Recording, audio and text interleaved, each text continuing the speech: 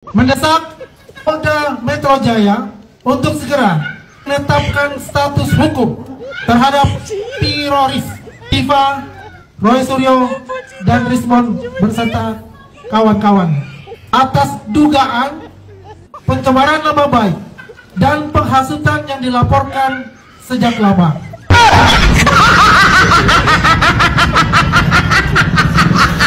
Sudah 10 tahun Pak Jokowi bagi-bagi kartu pintar. Tapi kenapa ternaknya masih dungu? Ternak kodoknya maksud saya. Soalnya kalau nggak salah Pak Jokowi dulu pernah ternak kodok. Pasti sekarang ternaknya berisik semua. Ternyata itu Termul itu ada organisasinya dan ada ketuanya, kawan. Kita lihat siapa ketuanya. Yuk. Bajunya lucu, gemoy banget. Iya, apa ini Termul? Nih, lihat itu. Ternak Mulyono. Apa maksudnya? Oh, jadi Termul itu ternak Mulyono. Ya, Pak. Keren, Pak. Oh gitu, ngapain maksudnya? Hah? Ngapain? Ya udah mau ini tuh. Wawancara TV. Gambarnya bagus banget sih, lucu. Kenapa harus gambar monkey? Karena ini si Banse adalah binatang paling ya, pintar Pak. dan cerdas di antara binatang dibanding keledai. Iya, iya. Mereka Roy Panci seperti keledai. Oh gitu. Diam kamu Roy. Dulu, Diam. maaf Pak, Diam. maaf Pak, saya Diam, nggak Roy. berani Diam. Pak, pengen cerdas kawan, ikut Sepanse, ikut Termul, maksudnya ternak Mulyono ya, biar cerdas gitu katanya ya, biar nggak dungu kayak apa tuh tadi, kayak keledai. Oh iya, ayo ikutan, kaosnya keren loh, gambarnya Sepanse. Rugi kalau nggak ikut, rugi sekali. Assalamualaikum warahmatullahi wabarakatuh. Koalisi dari para Termul ya. Jadi sejumlah organisasi relawan Jokowi akhirnya buka suara meminta kepada pihak kepolisian supaya menetapkan tersangka terhadap Rismon Syahriban, Roy Suryo, dan Dr. Diva. Jadi banyak netizen menduga ini akal-akalan dari Termul ya, supaya Jokowi nanti akan mencabut gugatannya terhadap Roy Suryo, Rismon, dan Dr. Diva terkait polemik ijazah palsu. Kita tahu mereka ya, Rismon, Dr. Diva, dan Roy Suryo dilaporkan oleh Jokowi yaitu terkait pencemaran nama baik ya ke Polda Metro Jaya, dan mereka para Termul ini meminta supaya yaitu ke pihak kepolisian segera menetapkan tersangka. Nah ini menurut analisa dari yaitu Ahmad Khodinuddin ya, jadi bakal ada skenario yaitu Jokowi bakal mencabut gugatan pencemaran nama baik ya ke Polda Metro Jaya terhadap Rismon, Dr. Diva, Roy Suryo. Ini sengaja mereka ciptakan skenario seperti ini supaya lagi-lagi ya Jokowi mendapat perhatian dari pendukungnya, dari masyarakat, bahwa ternyata apa yang selama ini mereka lakukan terhadap Jokowi, tetapi Jokowi malah mencabut gugatan kepada mereka. Jadi lagi-lagi Jokowi ini bakal mencari simpati dari masyarakat. Apalagi kemarin Jokowi ya bertemu dengan yaitu Abu Bakar Ba'asyir ya. Jadi banyak netizen menduga pertemuan Abu Bakar Ba'asyir dengan Jokowi ini adalah settingan lagi-lagi untuk mencari simpati publik. Bahkan menurut Rocky Gerung ini adalah bagian dari siasat politik Jokowi. Nah, ini backgroundnya kan relawan. Saya paham cara relawan ini. Sebenarnya relawan-relawan ini dibentuk sebagai pelumas untuk pimpinannya semua tuh. Jadi relawan ini memang berangkat dari sikap pragmatis sebenarnya. Tidak pernah berangkat dari sikap yang idealis. Itu saya rasakan. Karena saya juga menjadi relawan. Dan saya lama menjadi penyembah berhala itu. Jadi saya dunia relawan ini... Tunggu dulu, siapa berhala yang ada batu? Nggak perlu dijelaskan itu. Jadi saya merasakan betul ya bagaimana dunia relawan ini sebenarnya memang sangat pragmatis. Dia ya dengan segala anggaran dan sebagainya itu. Jadi kalau kemudian ketua relawan-relawan ini menjadi pejabat atau menjadi komisaris, kita berharap meritokrasi itu nggak ada. Nggak bakal ada. Karena dia memang sudah berangkat dari sikap-sikap yang sangat pragmatis. Dari awal loh. Dia memang terlibat dalam transaksi-transaksi dukung-mendukung politik. Salah satu contohnya ya Noel ini. Noel itu kan berubah-berubah itu. Dulu dia Jokowi mania. Sempat dia membuat Ganjar mania karena dia salah menerjemahkan sikap Jokowi di endingnya. Last resortnya Jokowi dia salah memaknai itu. Dia sempat membuat Ganjar mania. Setelah tahu bahwa Jokowi mendukung Prabowo, dia langsung banting setir menjadi Prabowo Mania 08 itu. Nah ini adalah contoh bagaimana relawan-relawan itu melakukan sikap-sikap pragmatis dan transaksi politik. Hanya untuk kepentingan-kepentingan ketuanya. Ini mohon maaf, ketua-ketua relawan jangan tersinggung. Karena pada akhirnya memang, kurcaci-kurcaci di relawan itu akhirnya hanya menjadi tim hore aja. Yang menjadi komisi, yang mendapat jabatan komisaris dan sebagainya kan buktinya Sylvester Matutina. Yang mendapat jabatan wamen pada akhirnya kan seperti orang seperti Noel gitu. Nah, apakah kita berharap satu integritas, satu kapabilitas, atau kredibilitas dari mereka? Enggak ada, memang dari awal dia lahir dari sikap-sikap yang pragmatis dan transaksional yang pada akhirnya dilakukan oleh Noel. Dia keluar-keluar ingin menggantung mati koruptor dan sebagainya, sementara kita tidak tahu kalau kita tarik 2-3 bulan dari pernyataan dia, ternyata dia udah nerima 3 miliar itu. Karena dia nerima katanya bulan Desember 2024. Dan dia setelah itulah pernyataan-pernyataan anti korupsinya keluar. Dia bahkan sempat dia bicara sama saya tuh. Cak, saya ini pengagumnya Prof Mahfud, karena mungkin dia tahu saya dekat dengan Prof Mahfud. Saya betul-betul mengagumi dia dan saya ingin berkonsultasi dengan dia, dengan Prof Mahfud tentang asas-asas demokrasi dan sebagainya. Ya oke, nanti kita atur gitu. Jadi ketika Noel nelpon saya sorenya itu, saya pikir dia mau nanya itu. Mau nanya tentang follow up pertemuan dengan Prof Mahfud. Jadi saya nggak angkat. Dan dia nyambung dengan WA, halo kan gitu ke saya. Tetap saya nggak balas gitu. Malamnya saya baru, wih rupanya ditangkap gitu.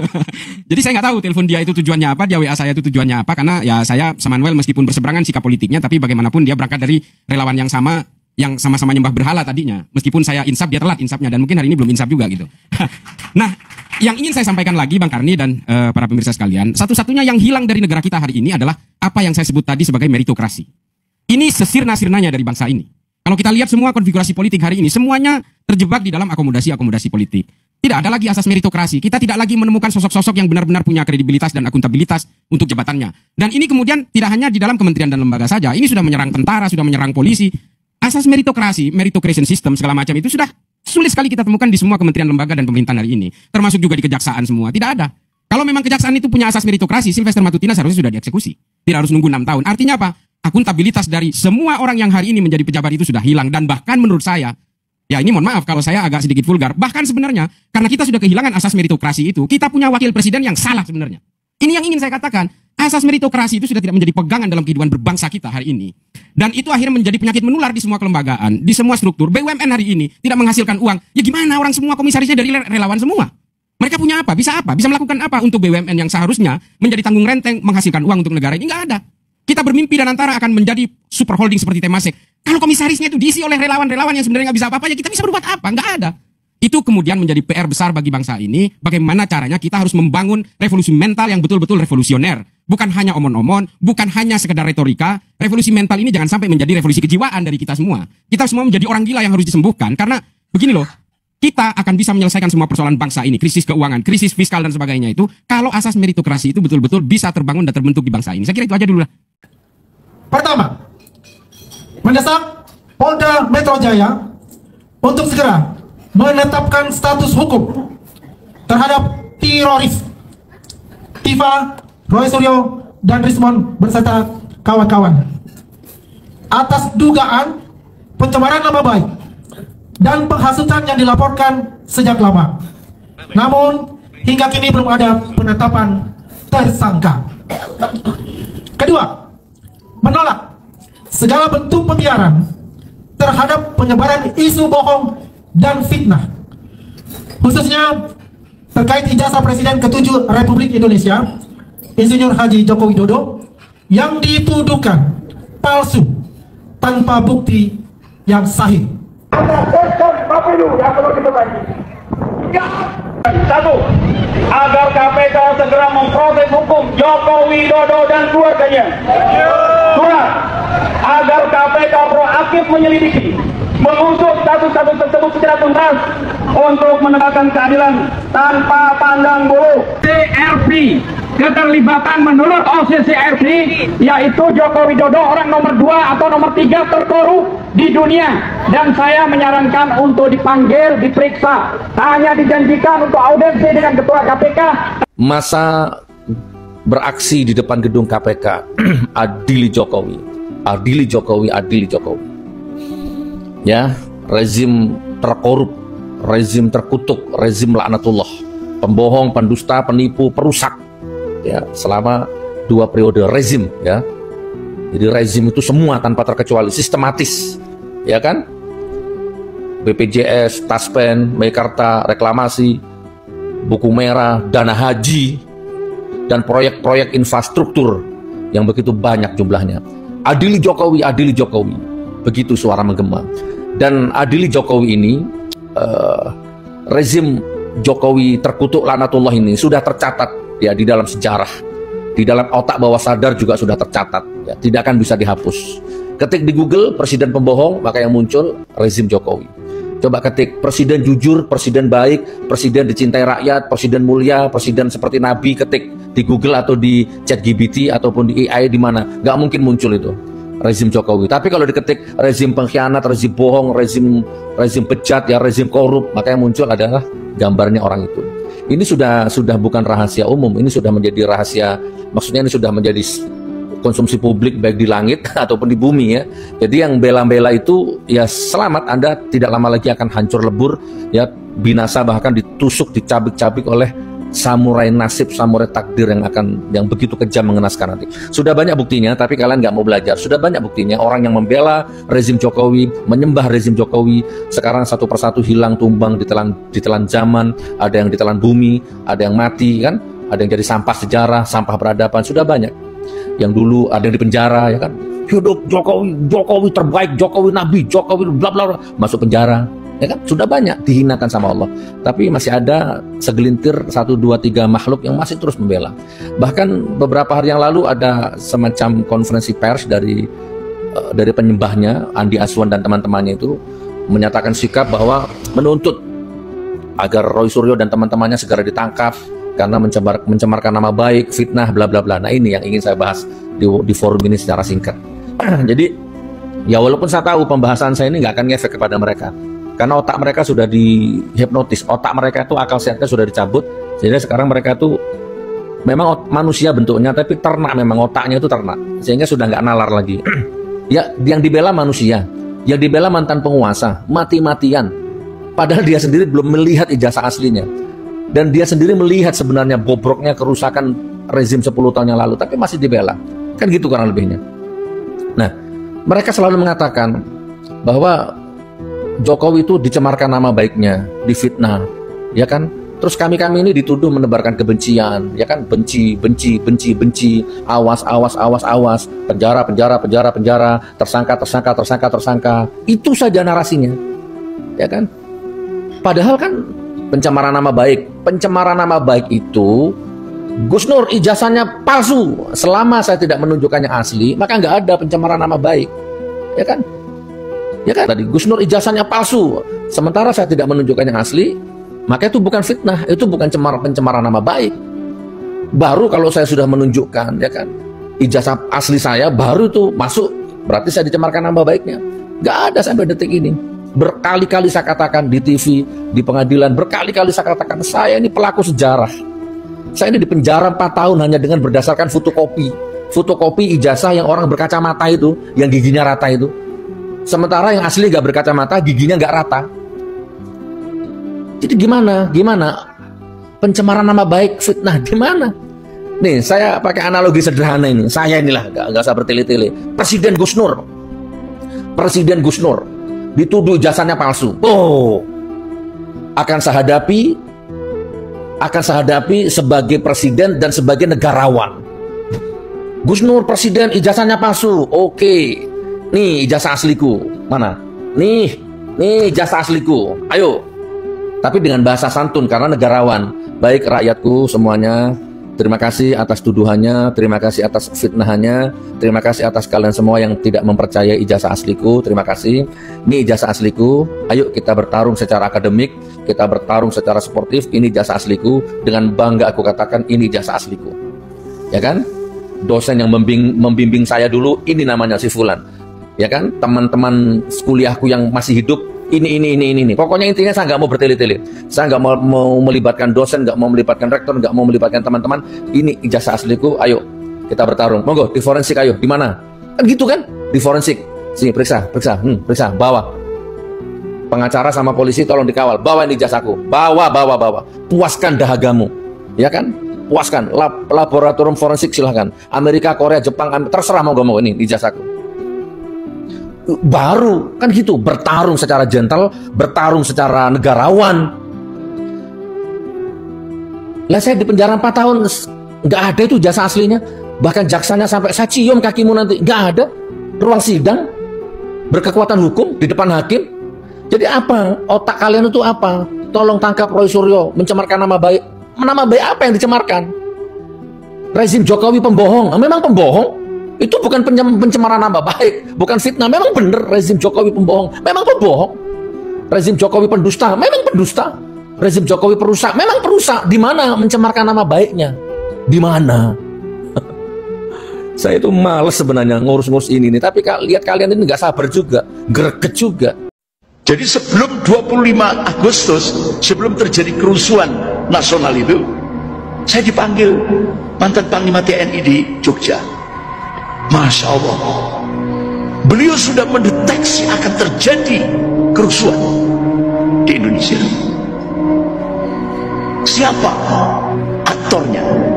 Geng Solo. Itu aktor intelektualnya. Kemudian buzzer-buzzernya PSI, Partai Solidaritas Indonesia, yang diketuai oleh Kaisang. Pendanaannya siapa? Rizal Khalid, yang ngerampok Pertamina sampai 1.000 triliun. Luar biasa. Ya. Bahkan intelijen Presiden Prabowo membongkar pertemuan Rizal Khalid di hotel di Kuala Lumpur. Terbongkar semuanya. Dia akan melakukan kudeta. Ternyata benar. Bahkan saya diberitahu oleh Pak Gatot rinci sekali, Ustaz, ini ada sabotase struktural yang dilakukan oleh Geng Solo. Jadi tujuannya apa? Tujuannya untuk mempercepat Gibran menjadi RI 1.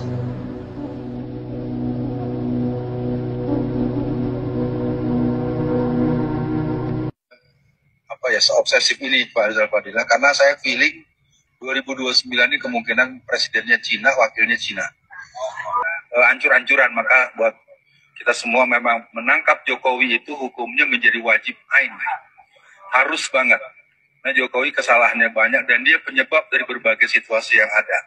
Setoran Nadiem Makarim mengatakan, saya sudah menyetor 450 triliun kepada Jokowi dengan disaksikan Kaisang dan Gibran anaknya. Hadir tanggal 2 Oktober 2025 di gedung KPK pukul 13 sampai dengan selesai. Ya, kita akan memberikan pressure kepada KPK untuk bisa bergerak dengan tegas menangkap Jokowi dan antek-anteknya. Karena Jokowi inilah biang kerok daripada rusaknya bangsa ini. Seluruh daripada mereka yang tertangkap korupsi bermuara daripada Joko Widodo. Apapun itu, baik dari berbagai macam hal, terutama yang akhir-akhir ini masalah dana haji, ya, yang dikorupsi luar biasa oleh Menteri Agama, mantan Menteri Agama Yakut, dan juga Jokowi. 84.000 jamaah haji tahun ini tidak bisa berangkat karena hak mereka dirampas dan dirampok oleh Jokowi dan Yakut. Itu belum seberapa. Bagaimana dengan Raja Ampat yang sudah dikuras? Belum lagi dengan setoran-setoran. Nadiem Makarim mengatakan, saya sudah menyetor 450 triliun kepada Jokowi dengan disaksikan Kaisang dan Gibran anaknya. Kurang apa lagi coba? Coba kepada KPK. Kalau tidak mampu, lebih baik KPK pimpinannya mundur secara teratur, biar diganti oleh orang-orang yang baik, orang-orang yang jujur, orang-orang yang bersih, orang-orang yang mau memerdekakan daripada bangsanya, daripada koruptor-koruptor. Maka dari itu, ayo kita bersamai tokoh, sama-sama kita kepung KPK, sama-sama kita adili dan tangkap Jokowi agar Indonesia ke depan lebih baik. Terima kasih. Assalamualaikum warahmatullahi wabarakatuh. Waalaikumsalam. Posisi saya malam ini sebagai relawan Bara JP, yaitu relawan Jokowi, sekaligus include sebagai relawan Prabowo Gibran. Karena tiga tokoh ini, Prabowo, Jokowi, Gibran, nggak bisa dipisah, ya. Karena ini adalah representasi dari sebuah gagasan, sebuah ideologi, dan sebuah representasi yang namanya politik egalitarianisme, ya. Pesan yang kedua adalah, kalau semua relawan bergerak di akar rumput menopang program pemerintahan Prabowo Gibran, maka yakinlah bahwa 2 periode itu akan sangat ringan untuk direalisasikan. Jadi dukung itu supaya kita mendukung 2 periode. Karena apa? Kepentingan Pak Jokowi ini adalah satu, representasi kesinambungan dari pemerintahan 10 tahun yang sudah digagas luar biasa oleh Jokowi itu. Tokoh yang pas dan pasangan yang tepat itu adalah ada pada figur Prabowo dan Gibran ini. Ya. Sebenarnya ada hal yang menarik kita cermati ketika Soekarno selesai, ya, dengan jabatannya, kemudian belum dialienasi di penjara, kemudian dia nggak mau lagi ngurus, artinya selesai, dia tahu diri kapan waktunya menepi dan selesai. Kemudian digantikan oleh Soeharto setelah Super Semar itu, G30 SPKI. Soeharto pun 30-20 tahun, dia tahu bahwa dia nggak mau rakyat bertambah korbannya. Sehingga dia letakkan semua kekuasaannya, dengan legowo dia bilang, sudah saatnya saya berhenti. Dan dia tahu lampu merah itu. Karena kemudian akhirnya Habibie naik. Habibie pun 30 laporan pertanggungjawabannya di MPR kan tahu ditolak kan. Sebenarnya dia punya hak asasi manusia untuk maju.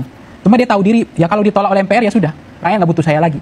Kemudian naiklah paket selanjutnya itu kan paket Gus Dur ya sama Megawati. Gus Dur dijatuhkan, kemudian beliau udah dengan legowo dia bilang, udah waktunya saya selesai ya sudah. Ya, Megawati naik, Megawati pun itu adalah menurut saya pemilu paling lapangan paling berkelas setelah 1955. Kenapa saya katakan? Karena Megawati sebagai presiden incumbent itu kalah. Itu lapangannya betul-betul datar. Nah, kemudian dia kemudian naiklah SBY. SBY pun bilang, ya udah nggak ada gerasak gerusuk soal anak beliau, kemudian soal kekuasaan beliau, menempatkan soal keluarga udah selesai. Bahkan dia mengatakan di akhir pemilu, saya tidak ikut cawe-cawe pemilu, saya akan netral dan saya tidak akan terlibat. Saya tidak akan bicara tentang Jokowi berbeda dari itu semua. Nah, kita bicara tentang Jokowi, apa yang terjadi? Nah, itu sebenarnya saya nggak mau meneruskan itu. Biar teman-teman di sinilah untuk melakukan kontemplasi itu. Saya nggak perlu bicara itu lebih jauh gitu, karena agak sensitif. Gitu. Nah, inilah kemudian negarawan-negarawan kita yang pernah ada, dan itu fakta sejarah betapa besarnya jiwa mereka gitu tentang. Dan sebenarnya soal kemarin konstitusi kemudian ini kan hak asasi manusia. Kan selalu orang mengatakan ini kan berkompetisi ya, jangan benci begitu. Ini kan kompetisi. Anda nggak sanggup jangan ikut. Ini kan semua kata dianggap kan semuanya kompetisi, semuanya punya peluang. Karena ini jangan Anda melanggar HAM, kan itu yang saya diingatkan. Tapi konteksnya hari ini adalah kok tiba-tiba ini nggak tahu dari tahun kuda, dari musim haji, musim kemarau, musim durian sama musim manggis ini Prabowo sendiri nggak bilang begini. Dia bilang biar Tuhan yang menentukan dan saya yang akan menentukan. Nah tiba-tiba ini kok tiba-tiba nggak tahu-tahu ada 2 periode. Nah saya ingin ambil satu kasus. Ketika kasus krusial kemarin misalnya, di mana Gibran? Ya kerusuhan kemarin. Ketika ada pelantikan kabinet kemarin itu satu paket sebenarnya selama ini. Di mana Gibran? Nah sebenarnya bisa saja ini bulan madu mereka nggak ada masalah. Ini buktinya mereka selalu berpasangan kemana-mana gitu. Tapi menurut saya statement ini muncul. Ini adalah cara untuk menyelesaikan persoalan dan Pak Jokowi ngerti caranya menyelesaikan. Memadamkan apinya adalah dia harus menyatakan 2 periode. Dan statement 2 periode itu untuk mendinginkan suasana bahwa ini tidak ada yang curista, tidak ada yang akan mengganggu. Kita akan solid mendukung Pak Prabowo Gibran. Dan inilah cara untuk mendinginkan situasi politik. Mas Roy, Dokter Tipa, analisa ini. Kalau memang misalnya ini barang sudah saya sampaikan nih. Silakan Bang Rismon, Mas Roy, Dokter Tipa, analisa ini. Kalau selama ini kan tudingan ke mereka adalah mereka menganalisa barang tidak jelas. Sekarang udah jelas ini. Dari KPU-nya langsung. Jadi tidak ada lagi bilang mereka itu meneliti barang yang salah. Seperti itu. Kalau saya lihat metodologinya Bang Rismon kan ini yang diteliti ya. Yang beredar itu kan yang begini ini kan dari yang namanya Pak Dian Sandi ya. Jadi beliau mengunggah di sebuah media sosial yang mirip seperti ini, mirip ya. Nah, jadi dia dibilanglah itu asli. Ya, sebenarnya aslinya belum ada sama sekali. Ya, yang beredar itu kan versi Pak Dian Sandi yang belakangan juga kan dia bilang saya mengunggah itu dari teman. Artinya ini menyudutkan teman-teman yang disangkakan yang 12 orang itu. Nah, sudah ada di tangan kita, sudah diberikan. Ini kan yang kita tunggu-tunggu selama ini. Iya. Itu bukan saya mau aja atau konteksnya di sini misalkan ya supaya real saya nanya teknis, kalau misalkan mau mendaftar presiden di 2019, apakah boleh menggunakan legalisasi jasa S1 tahun, mau saya tanyakan tahun berapa? 2013 misalnya. Iya sekalian. Atau kasarnya apakah legis boleh dipakai berulang untuk yang berbeda? Atau boleh dipakai berulang-ulang? Karena kalau aku ijazahku itu kan biasanya langsung dikasih legisnya. Bahkan legis yang SMA masih ada. Yang legis apa boleh legis yang lama. Atau misalnya gini Pak, kan saya besok misalkan 2029 mau calon DPR RI lagi. Misalnya. Amin. Kan kemarin saya udah nyalek. Kan ya saya sudah kasih ke KPU kan melalui partai saya. PKB saya. Saya mah terbuka aja. Semua udah bilangin saya kok PKB nggak apa-apa. Jadi sama saya juga. jangan kami yang punya partai. Mantan, oke, nggak apa-apa. Sekarang sedang tidak berpartai. Boleh punya, tapi kan urusannya berbeda. Ya, artinya ya saya bukan disuruh PKB juga ke sini. Iya. Jadi lupa saya kan. Nah, kemarin kan saya udah ngasih 2024 untuk caleg DPR RI lewat PKB. Kalau besok saya maju lagi, boleh nggak ijazah? Itu kemarin kan udah punya ijazah saya, udah pakai aja lagi gitu, boleh nggak? Gitu. Jadi dalam dalam rangka ini loh, BMS ini kan banyaknya yang diminta KTP, kan bisa berulang tuh KTP, keterangan tempat tinggal juga sebenarnya bisa berulang. Contohnya saya belum pindah rumah kan, LHKPN tidak boleh berulang memang. Kalau itu harus baru. Keterangan kewarganegaraan mungkin bisa berulang. SKCK tidak, pilot tidak bisa berulang, gitu kan? Tidak pernah. Tidak menyampaikan ke Mas Roy, ke media, bisa jadi keputusan KPU nomor 731 tidak dicabut keluar. Ya. Tidak cabut. Terbukti memang kalau rakyat itu syukurlah ya. Akhir-akhir ini memang. Coba tunjukkan Pak, sesudah keputusan 731 dicabut, berkurang yang harus di ini resmi sensor. Iya. Nah ini mapnya resmi KPU ya. Dan meskipun ini kita nggak boleh sentuh tubuh ya. Oh. Ada tuh yang di ijazah yang dipakai di tahun 2019. Tadi saya minta yang 2014 tapi masih dicari karena mungkin sudah terlalu lama, kita maklumi aja. Yang penting mereka sudah menunjukkan etikat baik. Yang pertama ini kita tunggu untuk memberikan yang 2019. Tadi sudah dapat kotaknya Pak ya. Iya. Untuk meminta yang 2014. Maka kita juga harus tahu legacy ini sama atau tidak di 2014 dan 2019. Itu Bapak. Dan tapi ini kemenangan besar untuk rakyat. Untuk saat ini karena dokumen cuma satu, bagi yang mau minta hasil sketnya nanti tinggal hubungi tanah. Ya. Idenya supaya terkendali juga. Kasian juga nanti tiba-tiba ada mengedit kan nggak enak juga ya. Ya, pokoknya yang resmi bisa diminta. Iya, pokoknya kita ada etikanya, kasih hubungi saja Bang Mike. Sentana TV @gmail.com. Kita punya scan-nya. Nanti saya scan, saya bagi-bagi. Yang penting terkendali. Ya. Seperti itu. Ya Bang, Mas Roy ya. Jadi kalau ada yang sesuai dengan undang-undang